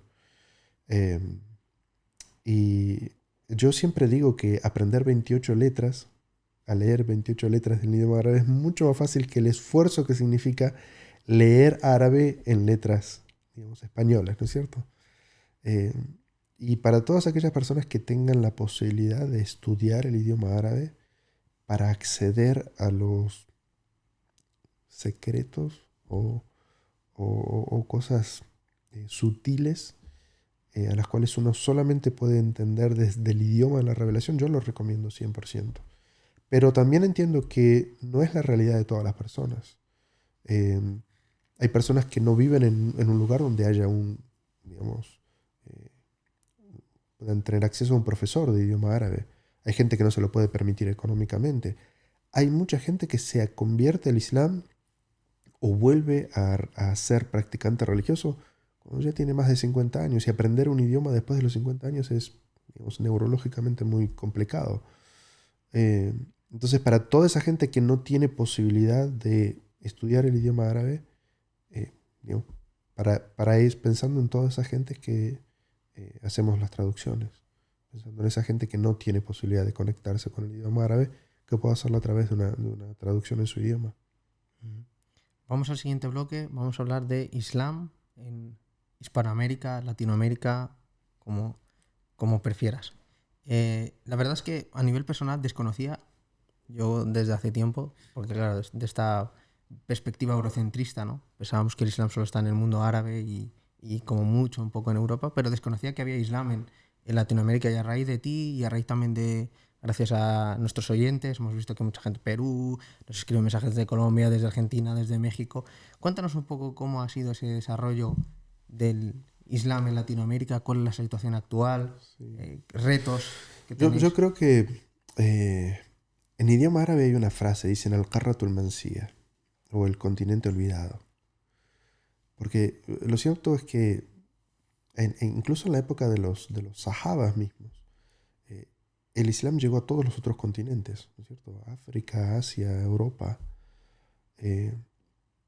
y China. Pero el Islam llegó a lo que es las Américas muchísimo tiempo después, más de 1000 años después. Ahora, digamos, hay teorías sobre si los musulmanes llegaron a América antes que los españoles o los europeos, si había algún tipo de comunidad musulmana o se habían convertido algunos indígenas o no. Son teorías, pero lo cierto es que, digamos, la presencia de los musulmanes ahora tiene quizás 100 años. Digamos, con los primeros inmigrantes que vinieron de países, por ejemplo, en América Latina, los musulmanes, del origen que sean, se les dicen turco. Incluso los árabes se les dicen turcos.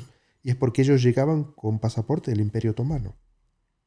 Y entonces, libanés, sirio, iraquí, pero le dicen turco, ¿cierto? Y hay muchos árabes que se ofenden con eso, pero es digamos, porque el primer contacto que los latinoamericanos tuvimos,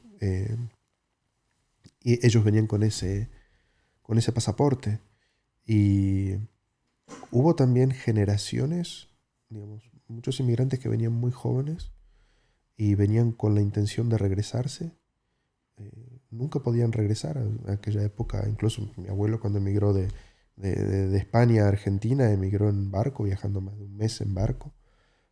Nunca regresaban y sus descendientes perdían contacto con el Islam. Hay muchísimas familias en América Latina con apellidos de origen árabe, origen musulmán, pero que tercera, cuarta generación perdió todo contacto con el Islam. Hay personas que dicen, he conocido, que dicen, mi abuelo era musulmán, mi bisabuelo era musulmán, pero no saben absolutamente nada de la religión.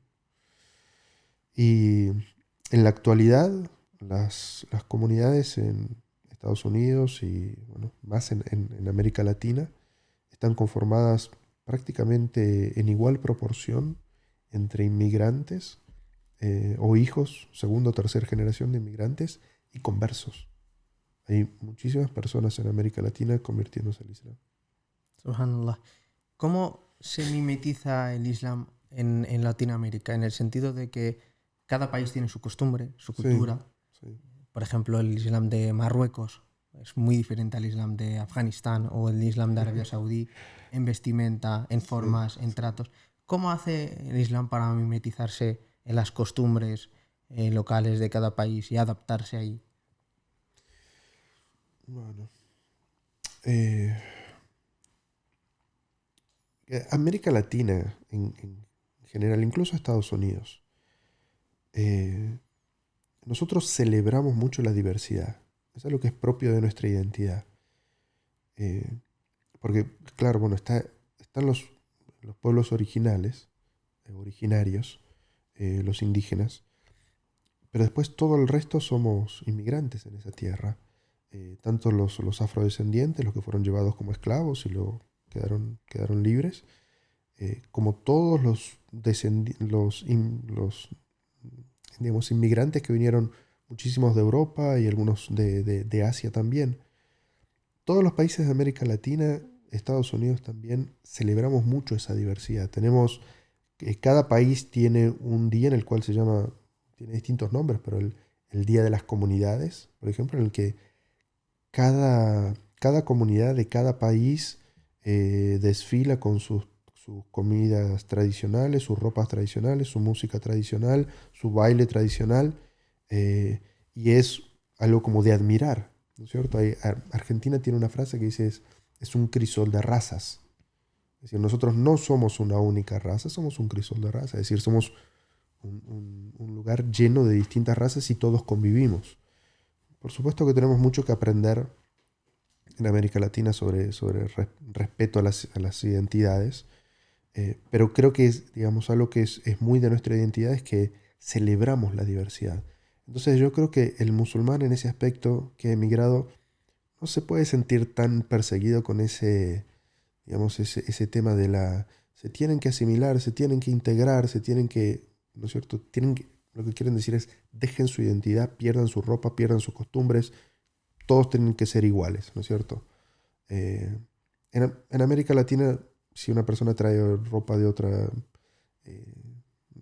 otra, digamos, de otra cultura, se admira, ¿no es cierto? Entonces, creo que eso es, digamos, algo muy especial que tenemos en América Latina. ¿Qué percepción tienen los no musulmanes sobre el Islam en Latinoamérica? ¿Qué es lo que te has encontrado hasta ahora? Es decir, ¿qué es lo que ven ellos Sí. o conocen sobre el Islam? Ha cambiado muchísimo en los últimos años. Lo cierto es que cuando yo estaba en la búsqueda de las religiones, el Islam no apareció. Eh, Después, ahora yo recuerdo, ¿no? O sea, las mil y una noches, digamos, sí, ciertas cosas así como de la cultura árabe, pero podía haber como, bueno, algo asombroso de Medio Oriente, Aladino volando en las alfombras, ¿no es cierto? Eso era lo que se conocía. Pero obviamente después este, 11 de septiembre y las guerras y todo eso, eh, el marketing en contra del Islam es muy fuerte, muy fuerte. El intento de identificar todo musulmán con un terrorista, todo musulmán digamos, con violencia, es un trabajo muy, muy fuerte que están haciendo. Entonces, también hay digamos, nos encontramos en muchas situaciones en las que nos identifican de esa manera. Quizás la única diferencia en América Latina es que América Latina ha sido víctima de los mismos victimarios de los musulmanes, ¿no es cierto? Y entonces, al sentirse los latinoamericanos en general perseguidos por las políticas económicas, tanto de Estados Unidos como de Europa, no comen entero, es decir, no creen todo lo que viene en los medios de comunicación y hay personas que son muy críticas de los medios de comunicación globales. Entonces, hay muchas personas que nos preguntan con curiosidad, como diciendo, dicen esto, pero yo no me lo creo. ¿Cuál es la realidad?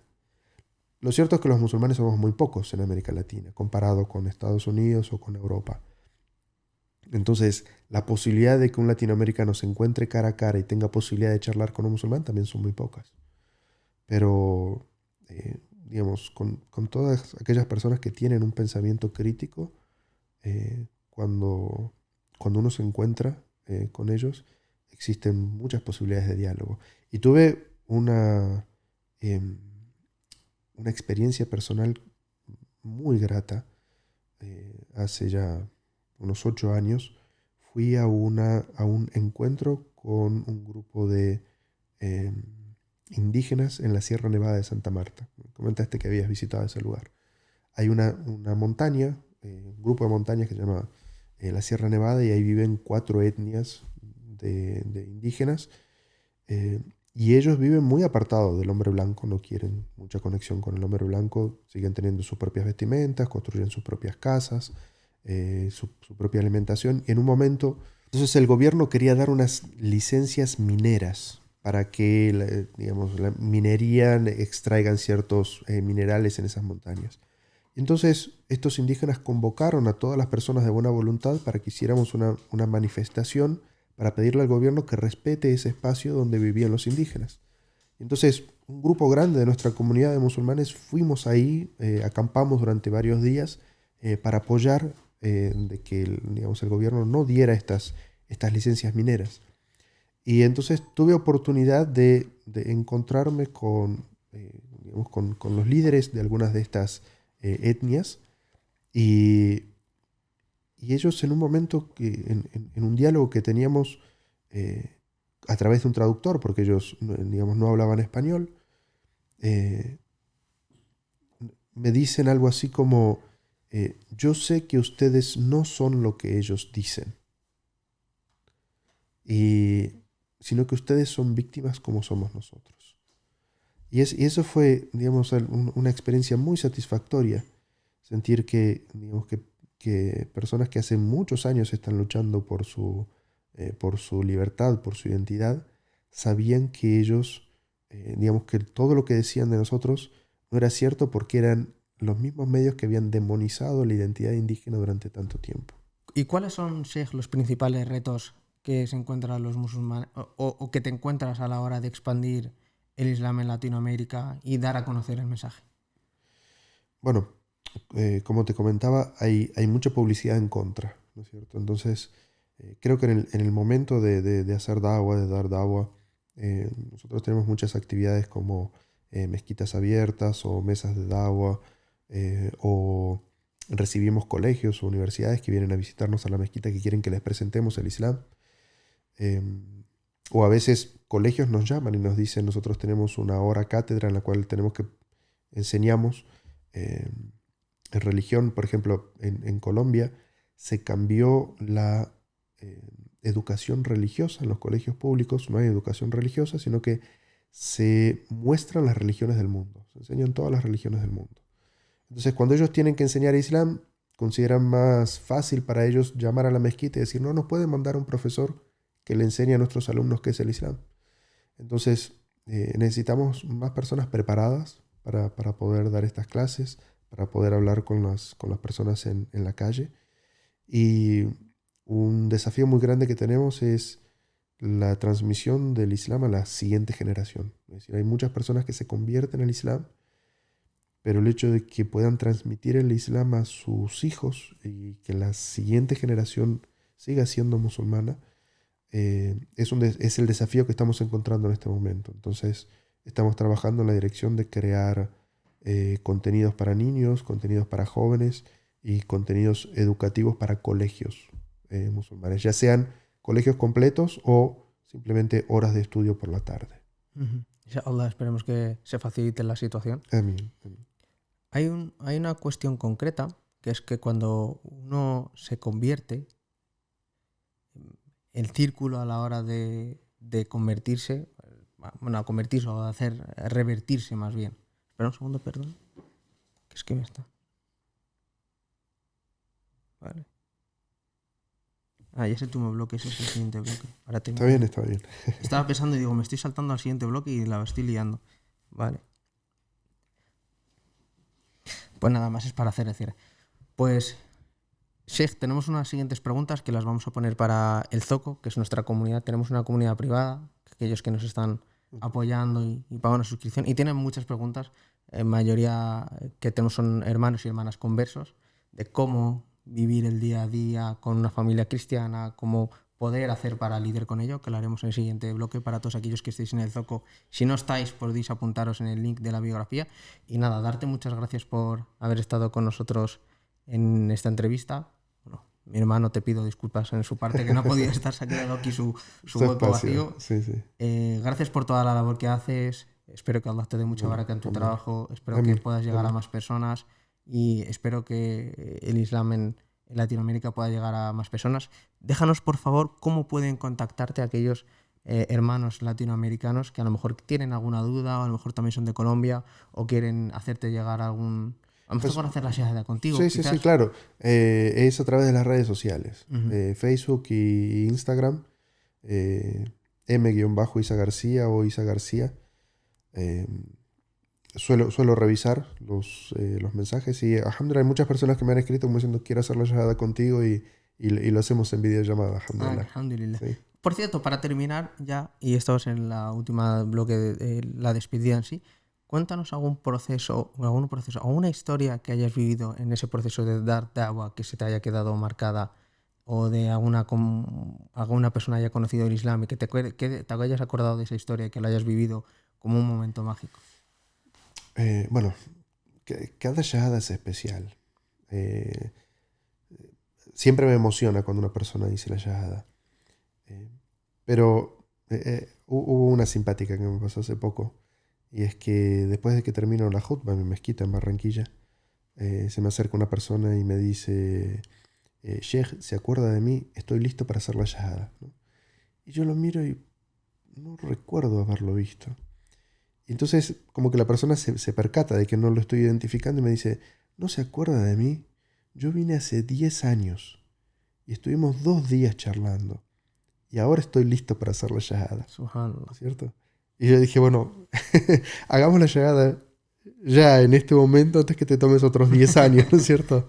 Así que se sentaron todos los hermanos ahí, hicimos la llegada, alhamdulillah, sigue viniendo ahora. Pero bueno, digamos, es que cada persona tiene su tiempo, ¿no es cierto? Hay personas así como yo, que 2 horas fueron suficientes y me ha pasado con varias personas que, digamos, les es fácil tomar la llegada y personas que se toman su tiempo. 10 años. Subhanallah, subhanallah. Pues nada, chicos, espero que os haya gustado este episodio. Muchas gracias, Sheikh, por habernos acompañado. Nos quedamos un rato más en la siguiente conversación. Y nada, recordad que podéis apuntaros al Zoco, que tenéis y podéis adquirir libros de Islam, historia en tienda.laultimamedina.com. Darle un like, suscribiros, que no cuesta nada, compartirlo con vuestros amigos, dejar un comentario del momento que más te ha gustado de esta conversación. Y nos vemos pronto en La Última Medina. Tengo una pregunta del hermano Nizar. Pregunta, ¿vale? Salam alaikum, no sé si sale mucho el guión, pero me gustaría que, ya que Sheikh Isa García lo habrá vivido en sus propias carnes, ¿cómo podemos adaptarnos en Occidente? Contexto, universidad, trabajo, etcétera, sitios donde muchas veces somos los únicos musulmanes con equilibrio, es decir, sin transgredir las leyes de Allah y tampoco entrar en él, todo es haram. Sí. Creo que es fundamental para ese aspecto